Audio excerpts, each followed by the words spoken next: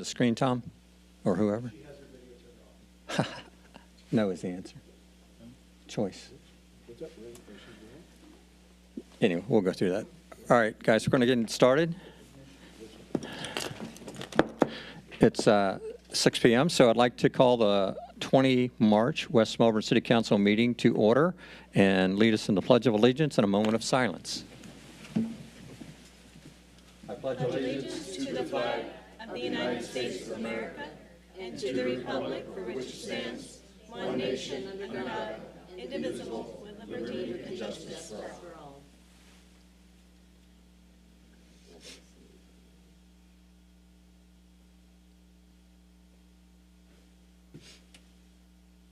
Thank you. You may be seated.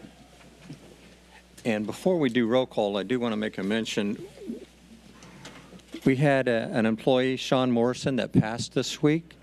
And so we'd ask that you remember he and his family in prayer. He was an employee of West Melbourne for almost 7 years. So pretty long time employee, had cancer that went on for about a year. His service is going to be in early April. He was married to Tracy, so would ask that you keep that family in your prayers. So also now I'd like to do the roll call. If you could call the roll, please.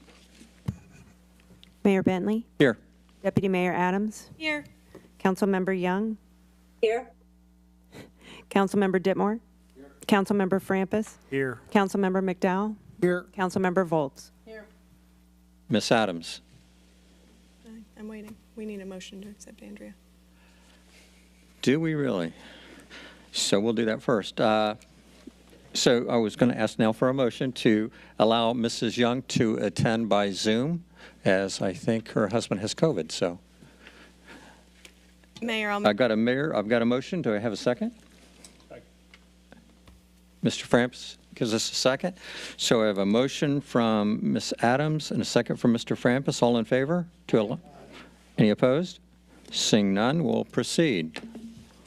I have two presentations, proclamations that I want to give out, so I'll come down here and do that. And then as soon as we're done with that, we'll have the fire chief come up and do a presentation for us as well.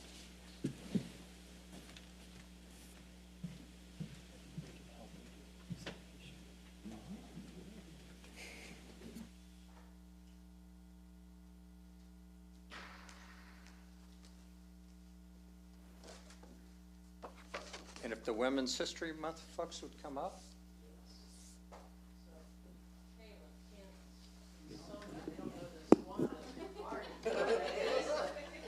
Debbie, Megan, Wow, this is Deputy cool. Mayor, Councilman Volz, Miss Young from afar. Yeah, she's here. We are all here. Yes, Women's National Yes. This is cool. History. Yes. Come on in, come on in. Just surrounded by Who's here going to everybody. take pictures when we're done? Mr. Bradford. Mr. Bradford's going to get our video or a picture when we're done. All right, so I have a proclamation that says, whereas Women's History Month is celebrated annually during the month of March to honor the contributions, achievements, and struggles of women throughout history, and whereas women have played vital roles in shaping societies, cultures, economies, and politics across our globe, often overcoming significant barriers and obstacles to achieve equality and recognition. And whereas Women's History Month provides an opportunity to reflect on the accomplishments of remarkable women who have broken barriers, shattered stereotypes, and paved the way for future generations. And whereas it is essential to recognize and celebrate the diverse experiences and accommodations of women from all backgrounds, or achievements of women from all backgrounds, races, ethnicities, sexual orientation, religious, and abilities, and whereas women continue to advocate for gender equality, women's rights, and social justice, striving to create a more inclusive and equitable world for all, and whereas by acknowledging and honoring the contributions of women, we inspire future generations to pursue their dreams, defy limitations, and contribute positively to society. Now, therefore, be it proclaimed that the Mayor and City Council of the City of West Melbourne, Brevard County, Florida, hereby proclaim the month of March 2024 as Women Histories Month.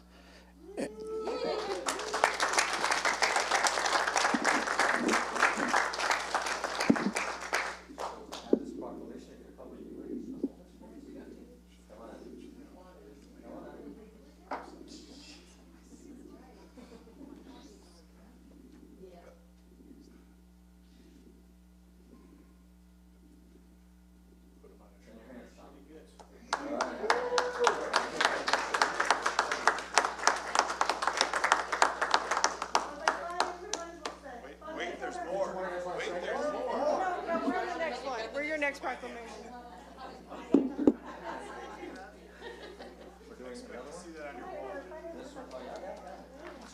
Those all the same people. You've had a lot of people.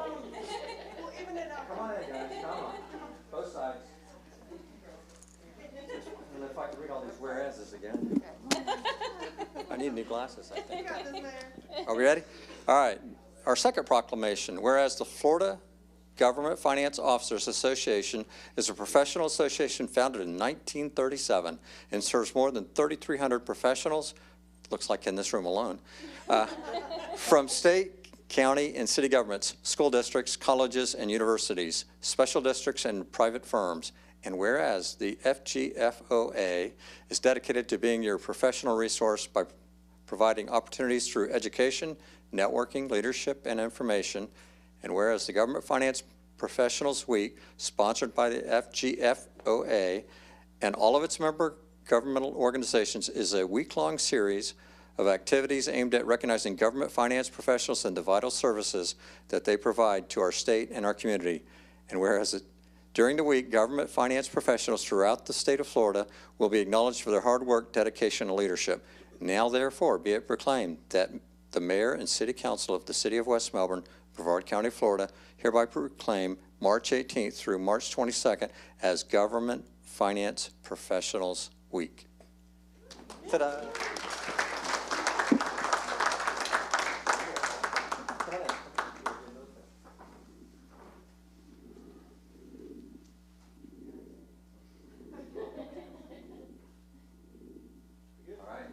Thanks, guys. And now we have I think we have our fire chief coming up next and has a presentation that he's going to give us. And I think a lot of the council, I won't say all of it, but I think a lot of them canceled were out at the event that you guys had about a week and a half ago. So Mike, tell us a little bit about that as well. Okay, yeah. Thanks for teeing that up, Mayor. And yes, great event that most of you were at last 2 weeks ago, Friday. It's our Fire Ops 101. It's the first one we've done since I've been fire chief and the first one since COVID. It's amazing that we're still doing things and having firsts since COVID, but unfortunately we are. We sent out about 80 invitations to local leaders and community members and had a great turnout of about 26 folks. Great deal of y'all, and I appreciate it. And I think it really kind of helped set up a great time for me here today with you guys, and it may have even stewed more questions that you might have at the end of this, but it was a good time. It was a good time for me to get everybody together, and everybody seemed to have a really good time, but the extra thing that was great for me was to walk around and see the pride and honor in a lot of our firefighters. You know, I'm obviously just like some of you guys. I'm in an office, I'm behind a computer a lot of times, but it allowed me to be out in the sun for a day with the folks really doing the job. And, you know, I appreciate them more than they'll ever know, but to just see how they, you know, the passion and pride that they spoke with, from their equipment to their training to the job that they do, and even how proud they were to share a little bit of their life with all of y'all was really special for me to see. So thank you guys again for coming, and I hope we can do it again soon. And I think some of you all have done inquiries on doing ride-alongs. So I heard that rumor, I don't know. But Station 82, they're ready for you. Right. And B Shift cooks the best. All right, yeah, B Shift cooks the best, I swear. So a little bit about me. My name's Patrick Voltaire, and most of y'all we have met. I am a resident of Brevard County. My whole family's from here. We were all born at Holmes Regional Medical Center. Growing up, I did grow up in West Melbourne, and now I am a resident of Grand Valcaria. Don't hold that against me. So part of my mission and dream when I became fire chief was to get in here and interact with all of our partners and give them kind of a state of address and what happened in y'all's community for the year. And so first I have to apologize that it's taken me 2 years to get here instead of 1. But COVID, thank you. Thank you. COVID. Yes, COVID. Now, that's not true because I've been here for other things. So, honestly, it's been a whirlwind of a year. I was talking to the police chief, and it's hard to believe that it's been over a year for him. So, just honestly, time flies. But I'm on a pace now. So, we'll get here with you guys and give you just a little information about what we've done in West Melbourne over the last year. And at the end, we'll have any questions that y'all would like to shoot at me. Oh, maybe.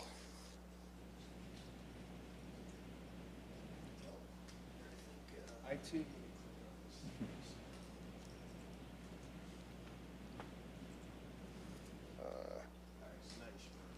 Now I work. All right. Okay. Thank you.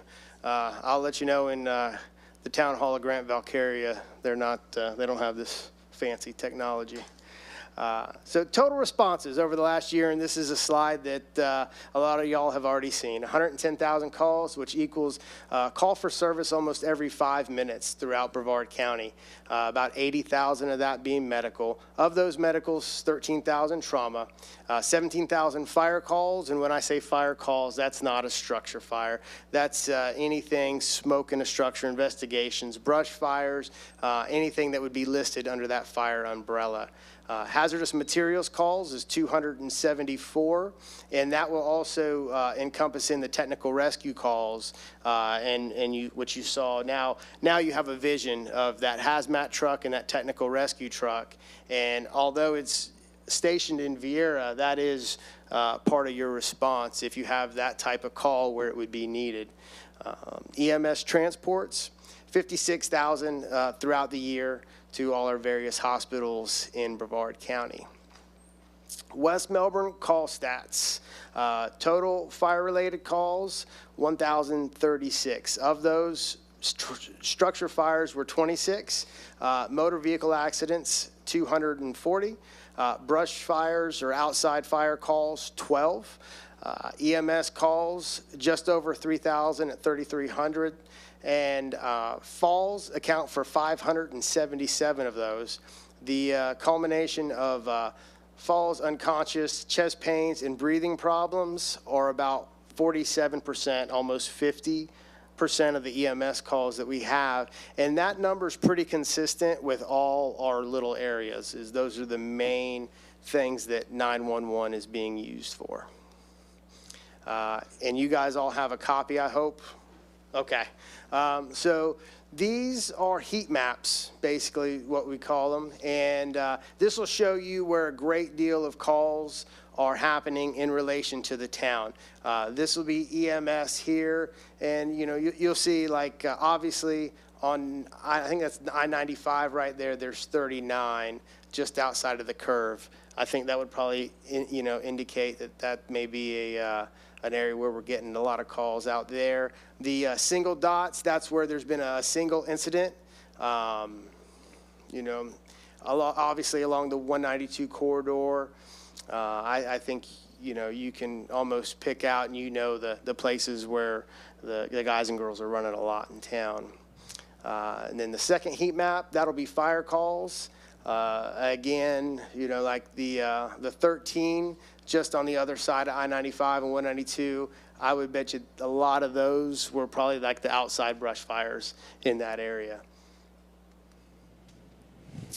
So BCFR EMS, what are we doing to stay on top of things? Again, a lot of y'all have already seen some of this, but I'll go over it again for those that haven't. I'm very proud to say in the last 2 years, BCFR has made steps in training and technology to double survivability rates amongst our patients. Some of the things that we've done for that is, we have LifePack 15 monitors, and we're currently even looking at upgrading those one more step. AirTrag video intubation cameras, which allow us to visualize airways when we need to secure those. The Lucas CPR device, you see that's that bottom left corner, that allows for consistent CPR throughout the whole transport. And we actually purchased those, speaking of COVID, we purchased those during COVID to help with contamination and just making the EMS calls safer. As well as not pictured here, we're currently on a state-funded ELEGARD program that is its heads-up or neuroprotective CPR. What it actually does is when you're in cardiac arrest, it will elevate your body about 30 degrees. And that comes from, they started noticing it was Asia, where people that were transported out of high rises and buildings with elevators had a higher survivability rate of those that didn't live in a high rise. Well, why is that? Because of the angle they were having to put the folks at during transport. They thought that lent to their survivability. Hence, some folks over in Seattle, I think it was the Seattle Northwest area, ran with it and came up with the ELEGARD. And so we're currently one of just a few counties trying that for the state and running a study on it. On the fire side, we remained aggressive and progressive with about 120 live burns a year at our facility off O'Galley, where all you were with us a couple weeks ago. Besides the live burns, our last year's fire training was a focus on rural water supplies. By that, I mean areas without municipal water where we may have to do a tender or a shuttle, or just an area where the water's down, say during a hurricane or things like that. There always may be a situation where we have to do a water shuttle from a remote location, and so that was our big focus on everything outside of the structural firefighting this year. Proud to say, with this budget year, we have also put a thermal imaging camera on every firefighter in Brevard County. So technology that was maybe one or two apparatus, probably 10, 15 years ago, now again in the bottom left, everyone has at least a camera that will let them see through the smoke, read the temperatures, and they can, most importantly, search for potential victims when they go in a fire. So we've basically given everyone in Brevard County, every firefighter, a set of eyes to see through the fire and smoke when they're in that situation. Currently working on, and this was in everybody's, but it pertains to here, Station 82, currently working on getting them a 5-gas monitor. So we're going to get them the basics. Every truck company in Brevard County, we're working on making them a satellite hazmat technical rescue team. So they'll have the abilities to mitigate the smaller hazmat calls, the gas leaks, things like that, the more routine hazmat calls, if there is such a thing.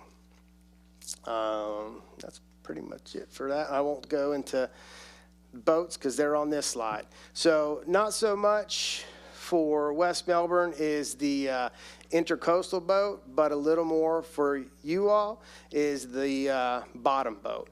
So a lot of instances along the St. John's, folks fishing, enjoying themselves. We now have a way to get to those folks and deploy our 16-foot airboat and get to them, as well as the Osceola County during the last hurricanes.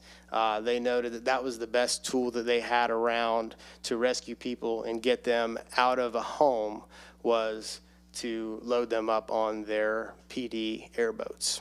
So we have that as well. And that's my summary. The mayor told me to be fast, so I was as fast as I could be. Take as much time as you need. Just kidding. Any questions? I have a couple of questions. Go ahead. I didn't push Mr. my McDowell. button. Thank you. I didn't see your light on, but go ahead. Sorry about that. Thank you, Chief, and it was a great experience, and I learned a great deal. I learned how out of shape I am. But anyway, the device that can see for the infrared, so is that freestanding? Because is that the ones that we were holding? Is that the? So that's going in a little more detail. I like it. So the ones that you were holding, every lieutenant has the one you hold. Mm-hmm. And then did you see the smaller orange one? Mm-hmm. So some folks had the smaller orange one. That's what at least everybody has, at least that. And that will be hanging on their air pack.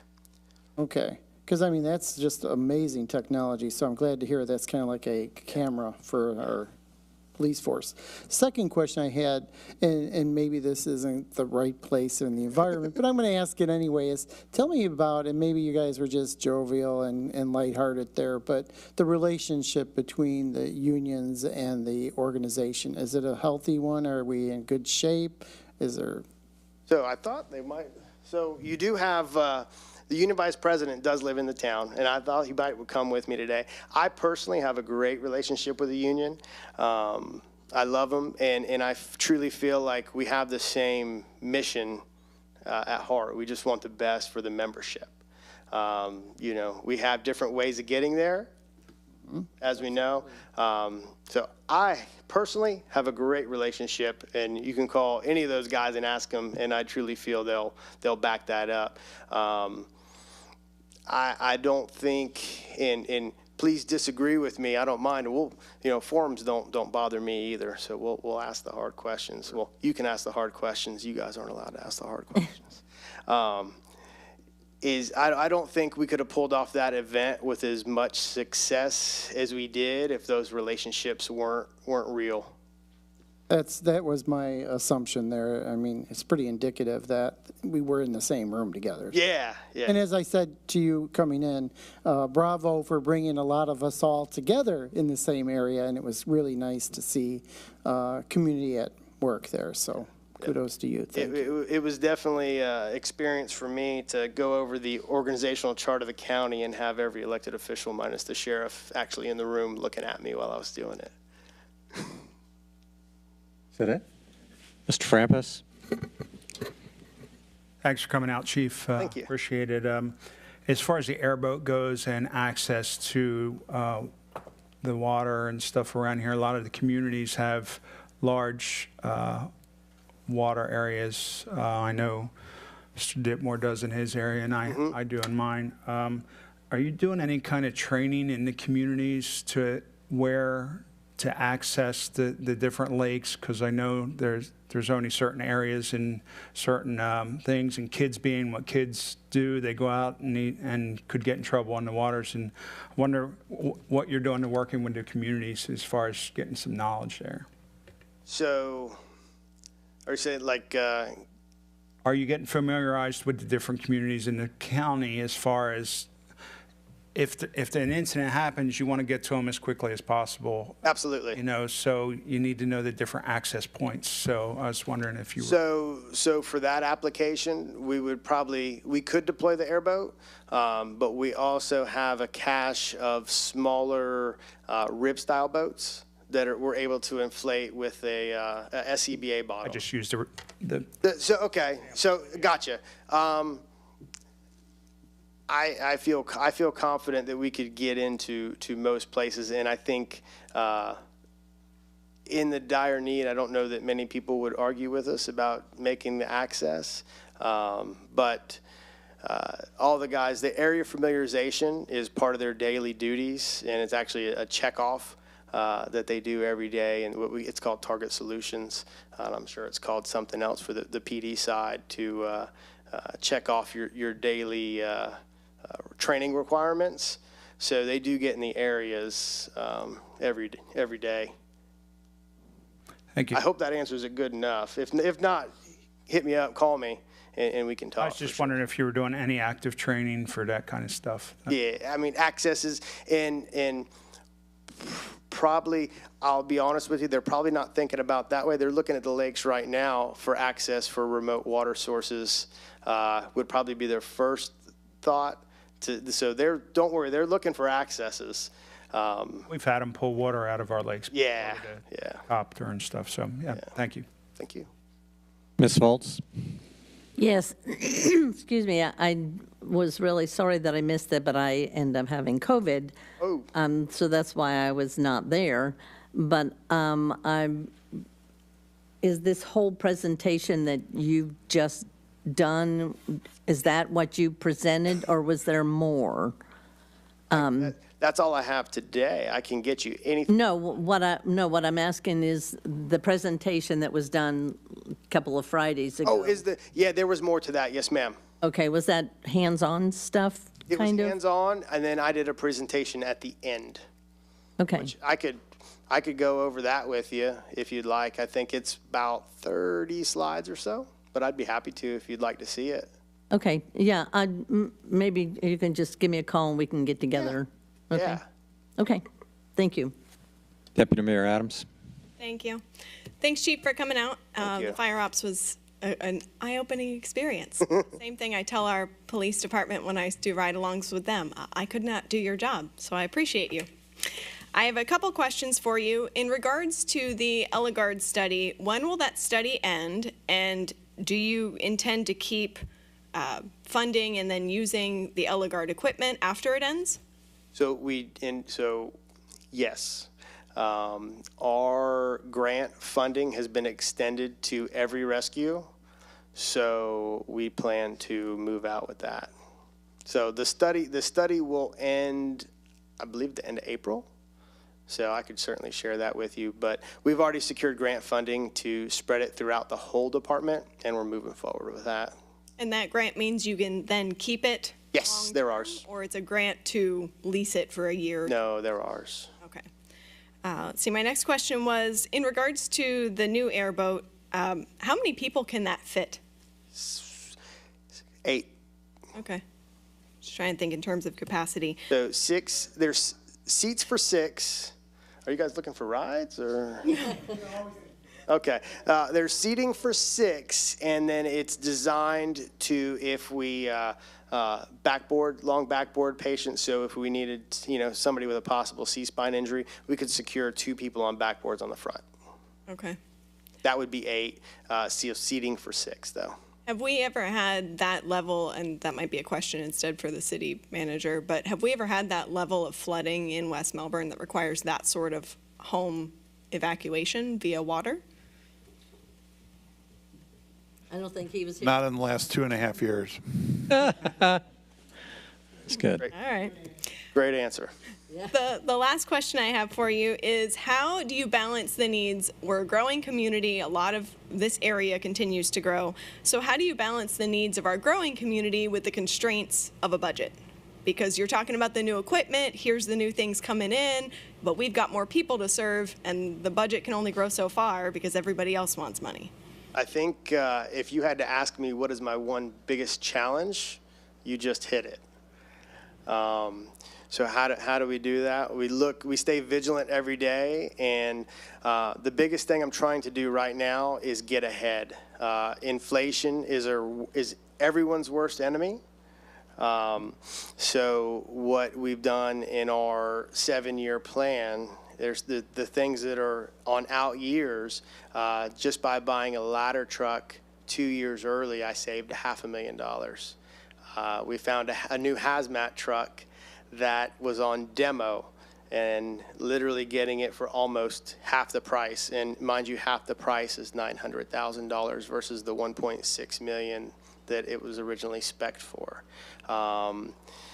Again, and even on the smaller scale, I joked about at Fire Ops buying those thermal imagers on Black Friday. I literally bought them on Black Friday. I hope that answer is not too simple, but I think the best way for me to answer it, and answer it honestly, is stay diligent. Thank you. You know what I was trying to say. Stay diligent with getting ahead of the needs. We certainly have the needs addressed looking forward, but realizing the challenges that are going to be ahead of us even still, construction projects. And I think I'm really honestly singing to a choir here when construction projects come back only $300,000 over budget. We're happy at this point. What kind of world are we living in where that's a good thing? But that's the, again, post-COVID world that we're living in. And like that one hazmat truck that we found, we're also getting ahead on that because it's not a 2-year turnaround time like it would be. It's going to be available in 60 days. So keep cutting coupons and shopping the deals. I'm good at shopping. LD. Thank you. Thank you. Mr. Ditmore. Thank you, Mayor. Chief, I'm going to ask kind of a tough question for you, but it's Tougher than that just- one. I have a question as far as and we talked a little bit about this when we were out for the fire ops event. Who is your staff making the recommendations, and who is making the final decisions on capital outlays, like i.e. equipment, new fire stations, and so forth?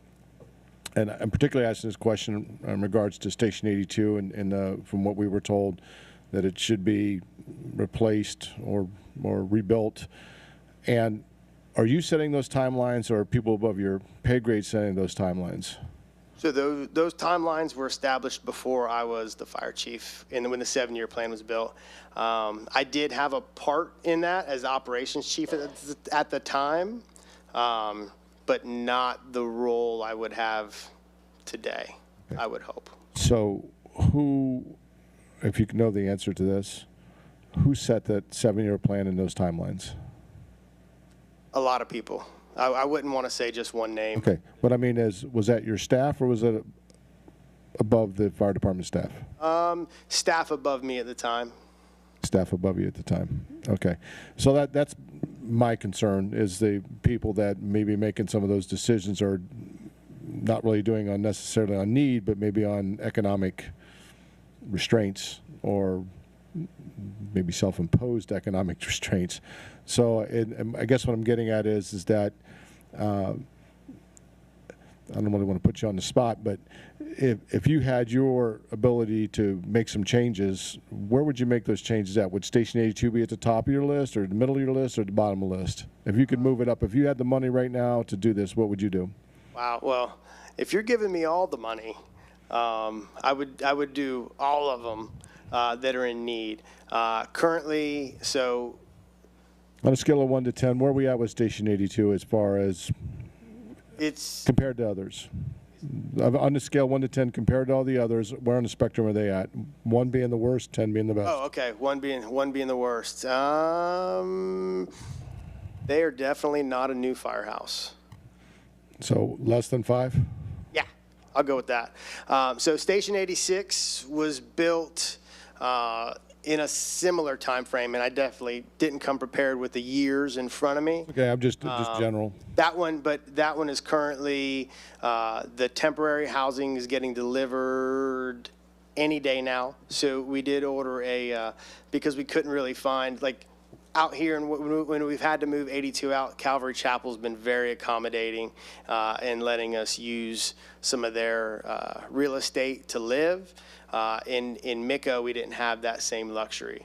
So we do have enough big, large capital improvements in queue that it was important to have a place to live and not have to really beg, borrow, and steal, but to be, certain that we're going to stay there and serve the community. So the temporary housing is going to be delivered to Micco any day. It's scheduled to start real soon, and that was we were trying to get a new station there. Even you might recall Station 86 might ring a bell. So that one's first. We are a big county with a lot of stations. But Station 82 is definitely up there in my list, not only because it was one of my firehouses for many years. So is there a study that's been done, or some analysis been done to determine where we fall in here in Brevard County as far as per capita spending for capital outlay for fire departments? So, for instance, I know I want to compare ourselves to Palm Beach, but I would say maybe Volusia County, maybe, or Osceola. Is there a study to say, look, for every household, we're spending this X amount of dollars for our capital outlays for fire?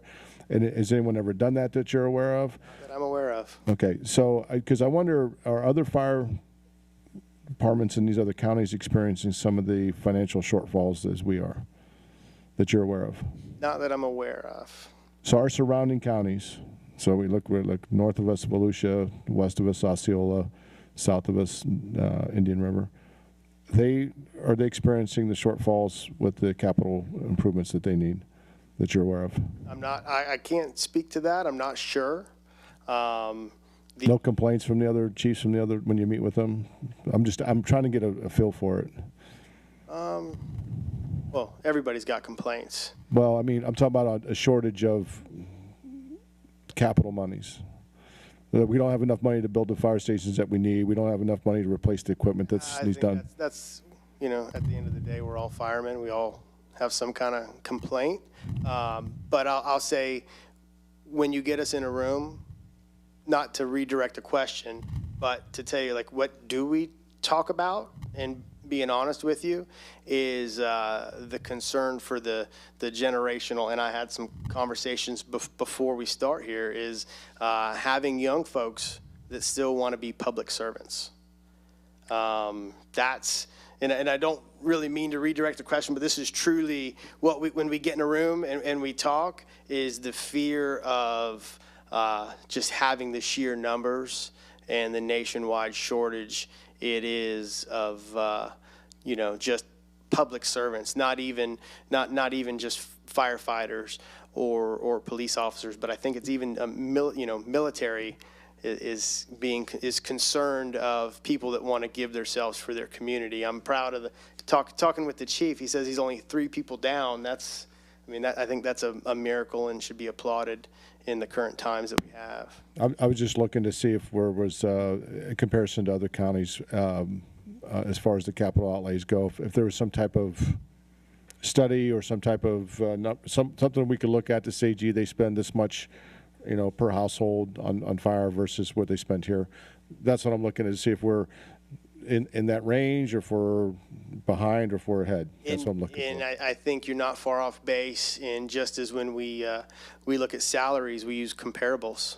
So I think I hear what you're saying, because we use, you know, I'm currently collecting comparables and comparables for for wages to go into the negotiations and see to put those guys and girls in line with everybody else, because that's only right. That's the only way we're gonna keep the people and keep them coming in and retain them. So I've never done it on that aspect, but we do what you're asking, but I've never looked through it through that microscope. But now that you say it, I'm as curious as you are. Yeah, something to take with you as far as that goes. And I'll be quite honest with you, what spurs that question is the conversations I had with several of the firefighters that were out there. Is they said, you're pretty much looking at the best of the equipment that we have. This is not really a sample of what we really have to work with. So this is sort of kind of the best. This is the higher end of the equipment. Well, that's not 100% true, because I'm only repeating what I was told. So well, I want to make a point in the Hearst, in the extrication station. I made sure I put the worst next to the newest, so everybody there could see the value in what we're getting. Right. This is nothing against you. I'm looking at. Well, I was just letting you into fine. a little bit of my mindset, because I got lucky enough to be able to outfit the whole county this year with those with the nice electric extrication tools. So with the crowd that we had there, I wanted to make sure that they saw that. I think, to your question. And to your point, that the funds were being spent appropriately. Sure. No, it was good equipment. What I saw was good. Yeah. Okay. Thank you. Cool. Thank you. Ms. Foltz? Yeah, the question that I have, you've been talking about bricks and mortar, Yes, ma'am. but the service is still good. Yes, ma'am. Okay, so we're not lacking in service at all. It's just the bricks and mortar issue, correct? Mm-hmm. And there's more challenges than just that. And it's real, honestly, post-COVID challenges is a lot of it. Is delivery times in fire engines has gone where it used to be a year, now it's 2 years. I have 9 ambulances that have been on order for about 2 years now. Oh my gosh. So I really need some of these manufacturers to, turn the equipment for me to allow. I mean, an influx of 9 ambulances. That's almost half of our fleet. So we need to. We're still holding on. We're lucky that we are, but I need that equipment, absolutely. Okay, thank you. Thank you. I don't see any other speakers, so we appreciate you coming out. Thank you. Thank you guys so much.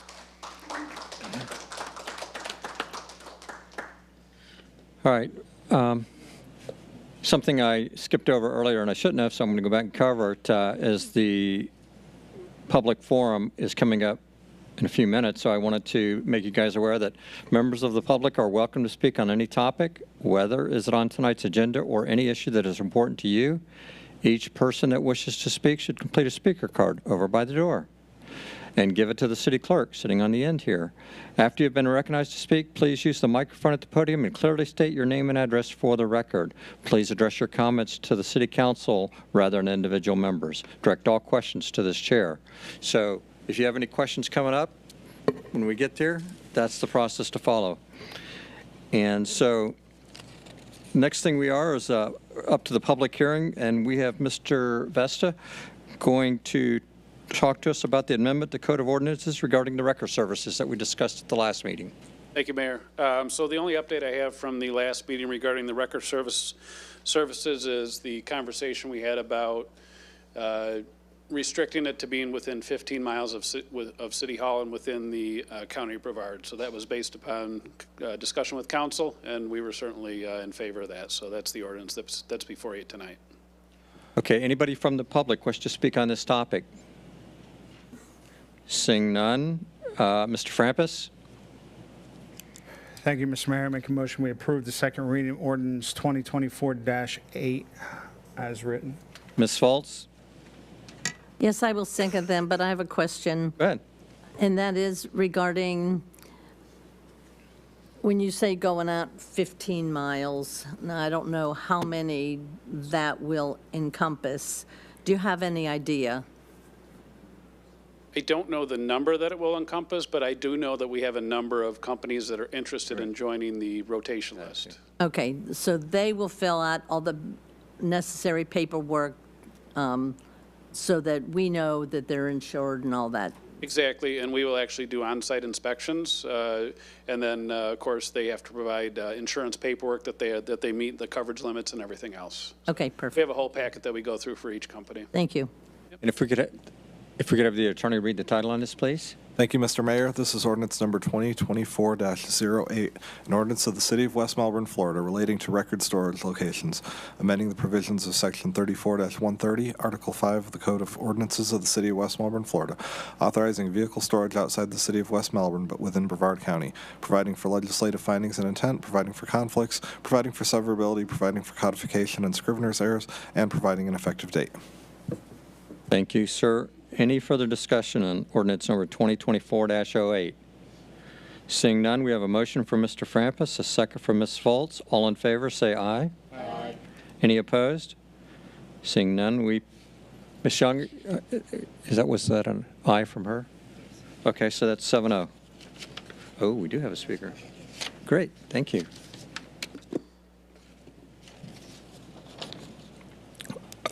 All right, Ms. Blake, I think you're up, obviously right in front of us, so go ahead. Ordinance number 2024-09, the water connection update.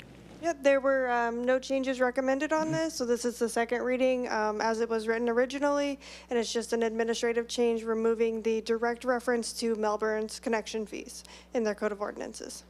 Okay, thank you. And attorney, if we could read the title, please. Thank you, Mr. Mayor. This is ordinance number 2024-09, an ordinance of the City of West Melbourne, Florida, relating to water connection fees, amending the provisions of Chapter 58, Article 2, Division 3, Section 58-10, or 110 of the Code of Ordinances of the City of West Melbourne, Florida, concerning water connection fees, providing for conflicts, providing for severability, providing for codification and scrivener's errors, and providing an effective date. Thank you, sir. And now it's a public forum. Anybody from the public wishing to speak? We have Eddie Torres on here. Okay, take a vote. You have to vote. You have to vote. Get everybody to say yes. All right. I was thinking we'd let him speak before we vote. No? He's not voting. He's He wants to talk on this? What's water? It says water's from the plant. Sorry. So I'm going to let him speak on it. It's on this topic. No, I thought you were going to the next item. No, yeah. Go ahead, sir. hope it's. We're just all excited tonight. Yeah. Hi, Mayor. Hi, members. Yeah, it was just a foul smell that I get. I'm currently living on right off of Henry, and across the street is that what is it? That recycling plant. So I don't know. We've been getting so much smell. It goes into the house. It's really overwhelming. Go out there for barbecues. It's really crazy and ridiculous. Okay. And another thing is the water plant itself. Is that what I'm paying for the main water to be coming into my house? Because my laundry smells, the stuff that comes out of the sinks, it smells. I even invested in a water purifying, $10,000 in that, and it's still not eliminating it. I don't know why. Okay. We're going to have you come back up and speak in just a second. It had on your card that you had a water issue, and that's really not the same issue that we're voting on. So we're going to go back and vote on that issue, and then we'll have you come right back up. And I apologize for that. So right now we need Mr. Volz or Ms. Volz? Crazed. Just motion to approve. Motion to approve ordinance number 2024-09. Mr. Ditmore? Second. Well, so ordinance number 2024-09, water connection update. We have a motion from Ms. Volz, a second from Mr. Ditmore. All in favor, say aye. Aye. I heard her that time. Any opposed? Seeing none, that passes 7-0. Thank you. Now, if you come back up and speak, we're on a public forum. Just following the rules here. Sorry. And yeah, that was basically the bottom line to that. We do need his address, though. Are we addressing any issues on the smell from the plant?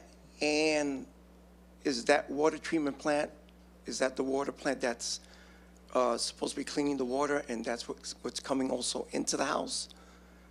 And, it's smelling. So that's two issues. The smell that comes from the plant itself when you're outside and it comes into the house, and also the water itself, the city water that comes in through the house also smells. And how long have you had this smell? I'm just curious on the water in your house. So I've been there for a year, and I feel like moving. Because I think we all get our water from Melbourne. Okay. So we don't provide our own water yet. We get it through Melbourne. And Okay, I would think that all parts of the city are the same, but I'll let the city manager comment. I'm happy to get your name and address and get in contact with you and see if we can work through anything. I'm not aware of any complaints that we've had about the what we call potable water, the drinking water, having any odor to it. The other odor that's coming at the house is you are located near the city's sewer plant. And in springtime, we do get, from time to time, we do get complaints when people have their windows open and the warm weather hits relative to the odor around the sewer plant. But I'm happy to work with Jacobs, our firm that oversees that. We do have some measures in place and some devices that add scent to help offset the odor from the sewer plant. And happy to check on that for you, but I'm certainly happy to talk to you offline on your concerns. Thank you. Thank you. Deputy Mayor Adams? No? Okay, Mr. Ditmore. Thank you, Mayor. I'm going to be addressing this at the end of our during council reports. I have something to bring up on that. Thank you. All right, last chance for anybody to talk on any topic that you want to discuss. Even if you didn't turn in a card, we give you a chance right here. It's the last one tonight. Nobody wants to speak on any topic? All right, we're going to close the public forum portion. I think one of the near last things on our agenda for tonight is the consent agenda, and so I'll need a motion to pass the last minutes. Mr. Frampus.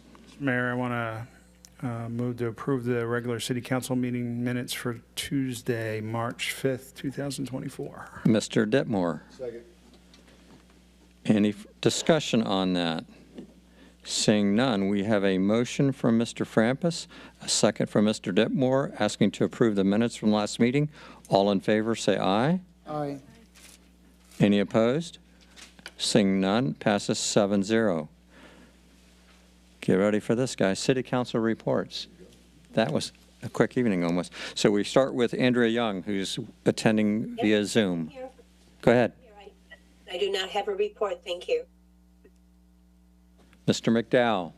Not a report, more of an inquiry, and I don't know where to direct it. Just kind of a status on the whole 192 in Hollywood construction, where we're at with that, how far along, how long it's going to take, et cetera. Yeah, they are definitely in midstream with that project, but I'm happy to get an update from the state and give an ETA for their completion of that. But it is, there's equipment there every day. That's a good sign. Thank you, sir. Ms. Foltz. Yes, went to the meeting on was that Monday? What is today, Wednesday? I don't know, last week sometime, whenever it was, regarding the new Form 6 that we have to do, and it doesn't seem like there is much of a difference at all in any of it. So I didn't think it was much of a big deal. But then again, the other one that was brought up was the homeless. And of course, Mr. Carey was there. If you could address some issue that we may have to be dealing with on that. Yeah, so the legislature passed, and I believe today the governor signed a bill having to do with public camping, essentially, which is where people who are homeless sleep in public property. And the bill basically prohibits that activity. It allows municipalities and counties to set up designated camping areas if you want, but essentially if there's public camping, somebody camping in the city's public spaces, and we are notified of it, we will have to rectify that by moving the people along. And if we don't rectify it within a reasonable amount of time, then there could be a cause of action against the city. So it's really going to be something that's going to fall on the police department for enforcement. I'm not sure how much of a problem there currently is with public camping. It hasn't really come up as an issue in West Melbourne. I imagine it's a much bigger issue elsewhere. But certainly that's something that we're aware of, and we will be addressing if we get any complaints, because I think we would have addressed it anyways, but now the law requires that we do, so we will. Sorry, go ahead. Thank you. Yeah, if you don't mind, I'll jump in. Just most of our complaints happen generally on private property too, and then we currently issue private property enforcement agreements where we can trespass them from the property. Generally, people are pretty compliant, but we'll certainly be following the new statute, and if they're on any of our property, make sure we're taking the right steps. Yes. Okay, thank you. Yep. Mr. McDowell? Mr. Ditmore, then. Mr. Carey, I have a quick question about that for clarification. So this law only applies to public property, not private? That's correct. Yes. So if we have to take some cause of action if they're camping on some type of public Our property. parks, our rights of way, et cetera. Yeah. Gotcha. Okay, thank you.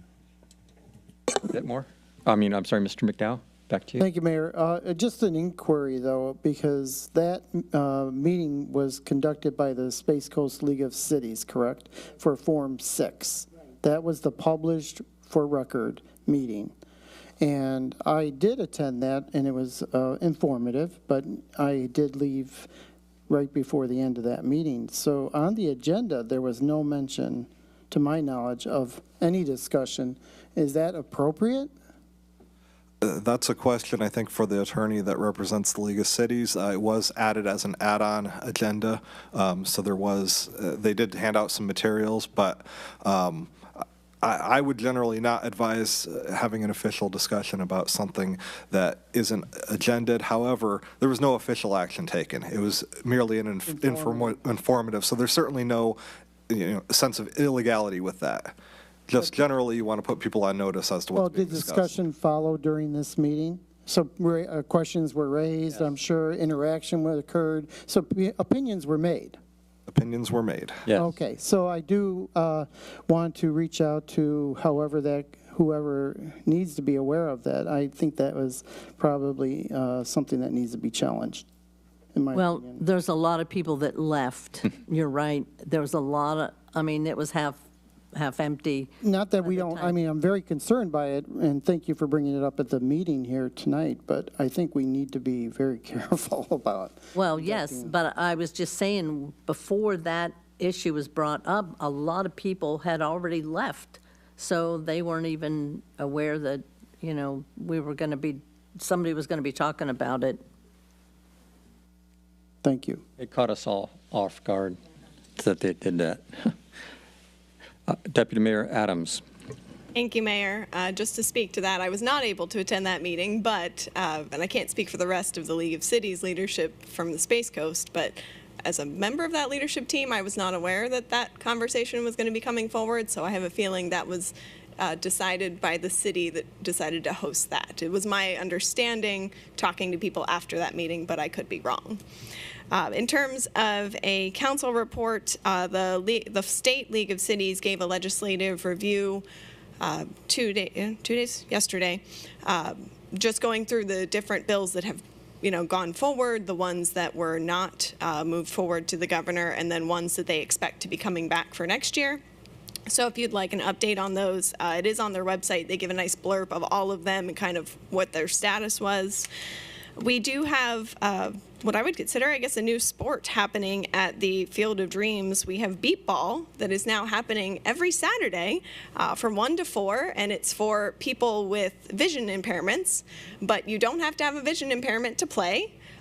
I'm no good at it, I'll tell you that, but they're looking for players and volunteers to help the players, but everybody wears an eye mask, and the ball makes a sound, and it beeps regularly so that you can then hit the ball. Much more complicated than it sounds. And then the bases, they have 2 of them, they end up beeping so that players can find the location, and the goal is to get to one of the bases before someone in the outfield, also wearing a blindfold so that everything's on an even field, picks up the ball. So new sport, we've had it at the field for about 2 weeks now, but we have a local league that's been hosting it for people to just come out and play. They've been super excited. They really love how the field looks, and it's been great to see. I mean, they had, I think it's for people 12 years and older, but I think they had a couple kids that were younger, and then they had it all the way up to adults. I mean, we had a great group of people out there for the past 2 weeks. So if you want to come out, it's any Saturday at the league, at the Field of Dreams from 1 to 4. The fire ops from the fire department was a well-done event. I thought that was well attended, learned a lot of good information. And then I wanted to give a shout out, and I'm really glad that she's here. Miss Sandy Mickelson was recognized. I know, Sandy, you look so surprised. I know, I'm not going to shush, it's okay. Sandy Mickelson was recognized by the We Venture program with a surprise award for her community impact and service. So I just wanted to thank and recognize you, Sandy. Thank you, Sandy.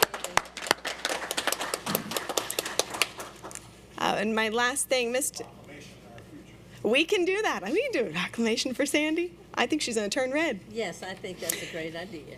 My last note was for Mr. Rohde. In regards to the water treatment plant, we've had upgrades that are planned for that. I know you and I have talked about that in previous meetings. Where is that in terms of moving forward? Water treatment or the sewer plant? Sorry, the sewer plant. I wrote down sewer water treatment plant. We're weeks away from going to bid on what we call the BNR, bionutrient removal, $8 million upgrade to the sewer plant. That'll be a pretty impressive project for our sewer plant. So we're just finishing the last few items on the logistics of the schedule, and then we'll have that bid out in the marketplace. So that project will be starting in the next 3 to 4 months. And how long do you think that'll take? Oh, that is a project that will be a little more dependent on availability of parts. So unlike a road project that is very dependent on labor and equipment, the BNR project is very tied to the key components, having those ordered, getting them made, and then getting them shipped here. So once all the parts and pieces are here, it's pretty straightforward to put together. It's just getting the parts and pieces here. Thank you, sir. And that is my report, Mayor. Thank you. Mr. Frampus. Thank you, Mr. Mayor. No report. Thank you. Mr. Ditmore. Has everybody got their coffee? We're going to be here for a little bit. No. I have 3 things to cover. All right, stop it now. I just want to address, I've been obviously knocking some doors here lately, which I'm not going to talk a reason why, but talking to some people, and they spent some time over in Hollywood Estates, and to address the earlier speaker that was spoke about the issue. I talked to a very nice lady over there who happened to live behind the plant. She had a very nice home that she had there, very nice, well kept, and she pleaded for help. She said, I really would like to know if you guys could please help. And I said, well, what's the problem? She goes, you don't understand how bad. It's not just the smell. She said, it's the flies. She goes, my screen back here will be covered in flies coming from the sewer plant. And she goes, I know it's not healthy, and I know it's bad, and is there anything that you guys could do about this? So I called Mr. Rohde and asked him, and we had a little discussion about it. So I'm just going to throw this out here. We have almost 16 million unassigned reserve. Am I correct on that? 16 million, does that sound right? 16 million unassigned reserve. When I got on council, I think we might have had maybe 8, maybe 7 or 8 million going back 6 years ago. I can't remember exactly. We've continued to save money, and I don't think this is the West Melbourne Savings and Loan where we're supposed to be putting all this money away like this. And Mr. Rohde had advised me this project to fix this is somewhere around the $2 million number. Does that sound about right? Last time we looked into it, I believe it was somewhere between 2 and 2.5 million. So it could be upwards of 3 million. I could think of 3 million reasons why we should probably spend the money to fix this. Project they're doing now? Or? No, this is the project to, what is it, to cap it? What is it called, Mr. Rohde? Yeah, you may, in your travels, as everyone's travels around the country or visiting, or sometimes you go past sewer plants. Many of them are like ours that are open. The storage containments are open, and sometimes you go by plants and they have the little domes over them. They're not big domes. They're not like mountains. They're like small tented. They're not tents, but small domed units over them that help control odor. So, with that being said, I think there's a opportunity for us to fix this problem. It's not going to get any better. We could try applying for grants and do a lot of different things. And in the meantime, there's folks here that moved here outside the area. This gentleman's here says he's lived here only a year, and that they come in and they buy these houses. The problem with our situation, people are like, well, it's next to a sewer plant. Well, the sewer plant is dead smack in the middle of a residential neighborhood. I know where like Melbourne's at. It's up there off Sarno. The one is. It's not really next to a residential neighborhood. I can't recall where Palm Bay is. I think they've got multiple. I don't remember where they're at. But I think this dead smack in I don't think anyone can argue that. It's dead smack in the neighborhood. So I think there's opportunity. So I would ask that my peers up here, we give some direction to the city to bring something back to us as an option to take a look at that now. I'm not sure why we should keep saving money like we're saving if we can't fix a problem that is affecting, literally probably affecting 1,000 or more of our people that live in this community. It's an opportunity we can do the right thing, and it's not going to obviously not going to break the bank. So does anyone agree with this? Yay, nay, to fix this problem? Yeah. No, I have a question for Mr. Rohde. What would that dome accomplish? So typically by doming the units, you're able to vent them in one smokestack, for lack of a better term, and then you're able to control the odor coming out that smokestack, much like we have for some of the lift stations, because the odor only comes out in, because the ventilation is only in one spot, you're able to put it through a system to be able to help control the odor. Right now, you know, the sewer plant, the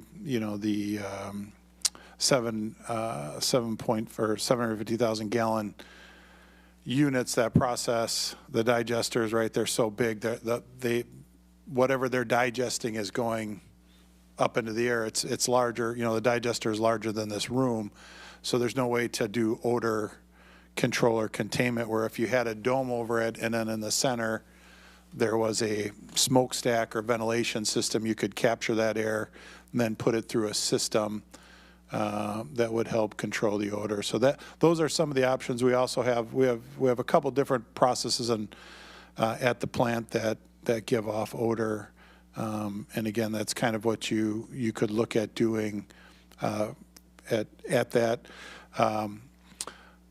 One suggestion, and again, I just throwing that out there, we are the first meeting in April of this council will be council. We will start the process of council budget priorities. So I know the stickers didn't go over last year, so I'm open for a different process. But the process actually began, coincidentally, the first meeting in April is when the city council has an opportunity to start discussing budget priorities, and then we try to identify somewhere between 8 and 12. We usually end up around 10. Budget priorities that the council prioritizes, and then the top 10 of those become budget priorities that we implement and that the staff implements in that year. And so that might be one way to address that, by making that as one of them, and then if there's enough stickers or whatever process we use this time, that would rise to the level of being a top priority that the city staff then address. Okay, you talked about the smell, but John is talking about the flies, so. Well, it's related, I think. I personally don't know the cause and effect of the flies, but we're having Jacobs look into that for us.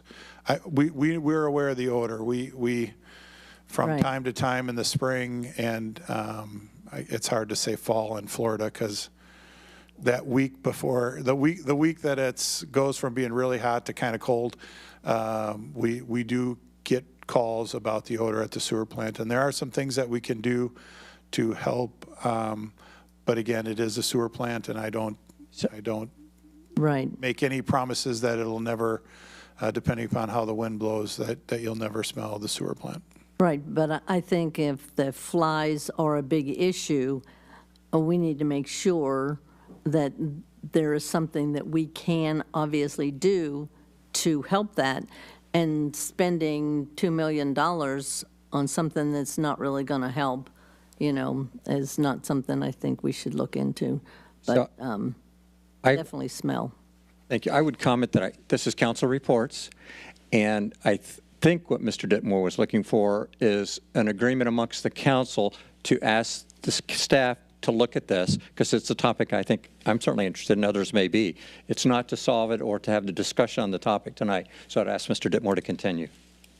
Thank you, Mayor. That's all it was. And if you bring something maybe at the budget thing, that'd be great, what the costs and stuff would be, so we could take a look at it. So the second thing I wanted to ask about was the update on the Live Local Act. It's my understanding there is some opt-out language because of the amount of housing that's available here in the county. And Mr. Carey, if you could expand on that, that would be great. I'm sorry, I didn't mean to ambush you. I was just... I've been informed my mic's not on. All right, I know a little bit about it. Apparently, there was. You go ahead and talk. Yeah. So it was. But my understanding is that Pasco County, part of their lawsuit, they had got some language incorporated. It's basically going to be coming across the governor's desk. That if you're the county, and I don't know if it's county or municipality, but has a certain level, a certain amount of housing that meets the criteria, that you can opt out of the ad valorem tax breaks that are associated with the Live Local Act because you already have met the requirement. Therefore, it would be optional if you wanted to, I would imagine. But in most cases, it would not become mandatory. It's my understanding. So that's what I'm looking for, that clarification. Sir, if you don't have it, that's fine. Maybe you could get back with us on that. And I'm sorry, I should have called you earlier on that. But Yeah, I don't have the language up, and the Senate website seems to be down right now. it's okay. So I can pull it up. But yeah, if you know you're going to bring something up, I'd appreciate it. Yeah, no, I thought you were, that's okay. I will be giving you all a briefing in the coming weeks, as I did last session, about the bills that have passed, but we wait until the governor signs or vetoes them before I really take a deep dive into what they do, because I don't want to, spend a lot of time looking at a bill that ultimately gets vetoed and doesn't become law. So I typically wait until the governor signs something before I really take a deep dive. But yes, I am familiar with the language you talked about. I can't speak with any great specificity about it. But yes, there is an opt-out provision that was added, which I think helps local governments considerably, especially those that do have available stockpile of housing. Thank you. That's why I just looking to go. It's a significant public interest. I just got a call on it today, actually, by one of the community association presidents who was inquiring. And again, I don't know much about it other than what I just was read, and I was kind of read into it a little bit, but I appreciate it. One last thing I just want to address here. A little bit concerned. I wanted to bring something up during session, but waited till session was over with because for obvious reasons. And I'm going to talk a little bit about it. I'm not going to mention any names. I'm going to stay away from names tonight. I'm just going to talk about the general situation. But it was about our representation. Apparently, our lobbyists had told us that that our representative in our area was not going to be fighting for us. He wouldn't hurt us, but he wasn't going to be advocating for us for our needs.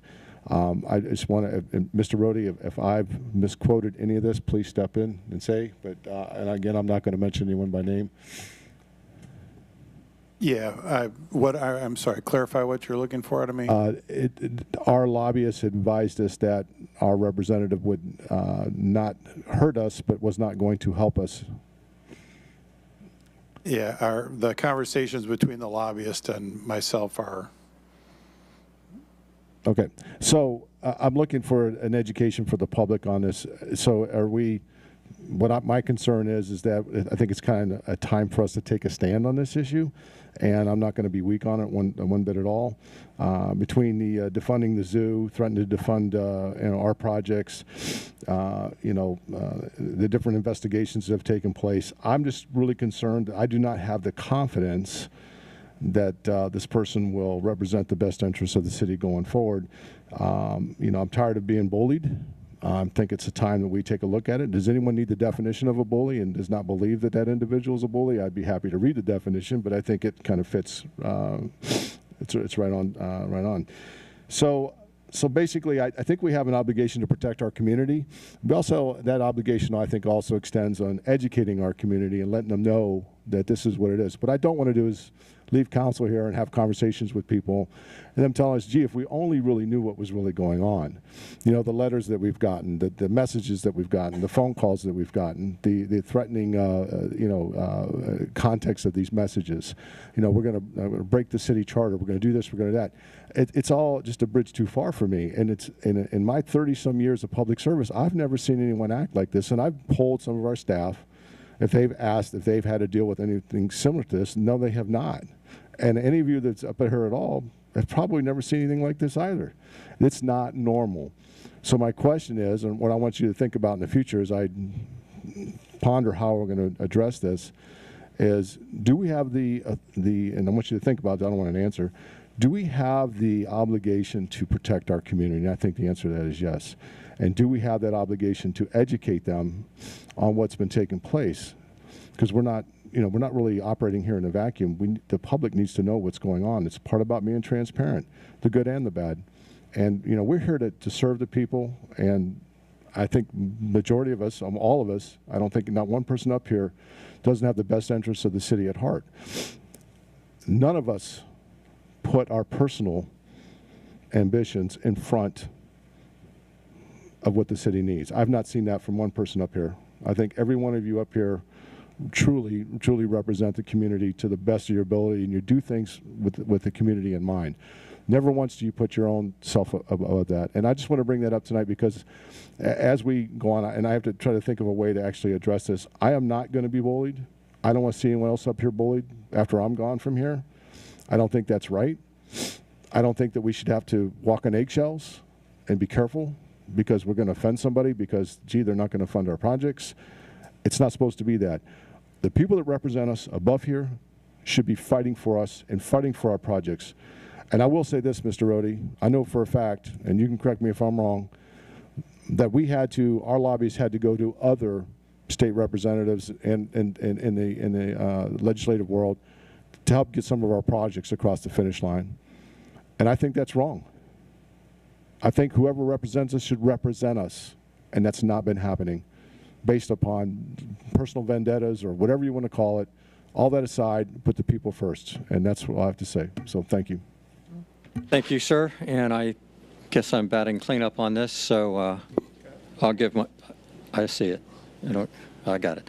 So one thing I wanted to talk about a little bit was I did go to that class that everybody else went, not almost everybody, many people went to. And there's basically, in my view, 5 sections on this form. You got to give about a couple sentences on your net worth. You got to list your assets. You got to list your liabilities. You got to talk about your annual income and how that derived. In that case, you can simply use your tax return if you choose, and you can use Adobe and take out all your Social Security numbers and anything that's personal. And the other is if you're a business owner, which I'm not. So, I mean, I only have to fill out, I think, 3 of these sections because I have no liability in a sense. So that's an easy sheet. You can download everything into this form using any format that you really choose to, whether it's Excel, Word, or anything else. You don't have to manually fill out their form, although they encourage you to do it for the first year. I'm not, I can tell you that. I'm simply going to download from my brokerage firm. Then I'll have the asset part done. Liability, well, that's easy. Annual income. For me, I'm just letting you guys know, I'll use my tax return and take everything out. It really should take maybe an hour and a half, 2 hours. You really want to go over your tax return carefully. They put your Social Security number, I use TurboTax, for example, in a lot of areas, and certain things that you may want to make sure aren't in that document, because this is public record, and it's going to go out for everybody in the world to see that has any interest in looking at it. So be careful when you do it, but I really don't think we need to have a fear factor here. And I would point out, and one thing they did comment is your net worth is not simply a comparison of your assets versus liabilities. There's a little bit of a nuance to that. So, be sure as you go through that you look at that. I really, having gone through that class again, I'm just reaffirming that I think this is going to be a simple process. I don't like it personally. Don't have a choice. None of us do at this point. If you're in office as of December 31st, you got to do it, and there's no matter. You can use the date of December 31st and the data at that time, or anything newer up until July 1st or June 30th, whenever that cutoff date is. So I'll just simply use the date in my case, for example, where I pull the data down from Fidelity for the last time or anything. You can also, by the way, depending on how many brokerage houses you have, you can go into, like my example is Fidelity. I can go in and tell it, here's my Vanguard accounts, here's my other accounts, and here's my passwords. And it'll suck all that data into one document for you. Very simple, very easy process, and I've done it. So then you end up with one simple page that has every asset you ever wanted to. And then you just need to go down and clean it up because it does have a lot of names in there. And there's a lot of stuff they don't want. So you don't have to list your bank name, for example. In fact, you may not want someone to know that you deal with an XYZ bank or something like that. You will have to list the name of your stocks, but all that will come out in the form. So again, I think it's going to be a fairly straightforward, easy process. And make sure you do it on time because there's a severe fine that comes along with it. And it compounds every other, or daily. They bump it up daily. So, all right, huh? Add something on that. Sure. So the timelines for people that are running for office, at least at the county level, the qualification is that has to be, the Form 6 has to be turned in at qualification, which is prior to the July 1st. So there you go. All right. Does anybody have any comment, like the city attorney or Mr. Rohde? Just real briefly, we've got the work session Monday, this coming Monday at 3 o'clock here in the council chambers for term limits and discussion of fire services. And then Thursday, I invite everybody, we're having our second annual joint West Melbourne Business Association and West Melbourne Business Advisory Committee. We're getting that group, those two groups together and doing a little which will be the final presentation of the state of the city next week, Thursday night over at the Promise Cafe. So if anybody's not doing anything and would like to attend that, let us know. It's Thursday, not Wednesday? Thought I had it Wednesday. Like I said, it's next week, Wednesday. And I'll defer. How about Megan tells us what day and what time? How about, take it away, Megan. Thank you, sir. 6:30, Wednesday at Promise Cafe. Yes. There will be a nice little happy hour, cash bar, and they prefer that you actually do pay cash instead of credit cards. Then there will be the state of the city. It'll be outstanding. I have no doubt. I'm sure it will. Thank you. Ms. Waltz? I just had a question. Is Mike Herodopoulos our? Yes. Okay, that's all I had. All right. We are adjourned.